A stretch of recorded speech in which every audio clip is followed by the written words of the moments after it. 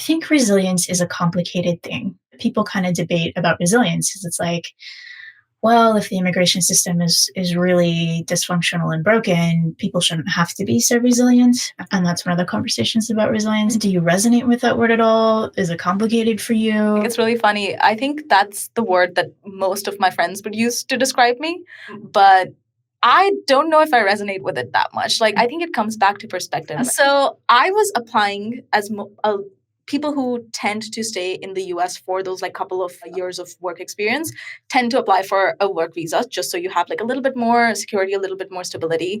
And the way the work visa works, at least like I think there's like a couple of paths to it, but the one that I was going on, which is like the student transitioning into work, you have a lottery in March of every year. And it is a lottery, like it's called the H-1B lottery. And so you put your name in and your company has to sponsor you. Like they need to be willing to put your name in, put your name forward for like someone that they want the US to like allow to work in the US. And once you get put in the pool, it's literally a lottery. So you may get selected, you may not get selected. And so I applied a couple of times, and then my last year of eligibility, the process sort of starts a couple of months before because you're like talking to lawyers and whatnot. And so I started in like February or like late January, and I like prepared the whole application. And mid-March, I got laid off from my company. So it was like right in the middle of the lottery period. So that was one of those situations where I was like, I didn't even obviously like I was not eligible for the lottery anymore because the company pulled the application back.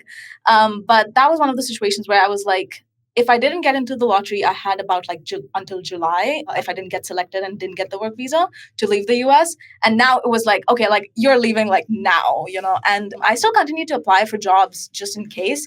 But I would get through like the interview rounds and then they'd like realize that I could only work for a few months and they'd have to like either figure out remote work or some kind of other accommodation. And so then I would get rejected at like that phase. And so that was a huge mess. I know a lot of people in my life, like even my parents and stuff, my friends, they were like very, like I think they were more affected by that than I was. Whereas I think like I tend to be a little bit more realistic and like kind of been emotionally prepared for like the fact that I wouldn't get the work visa. And it was like the timeline was a little escalated. I obviously did not enjoy getting laid off from my job by any means. But I was like, okay, on to the next adventure.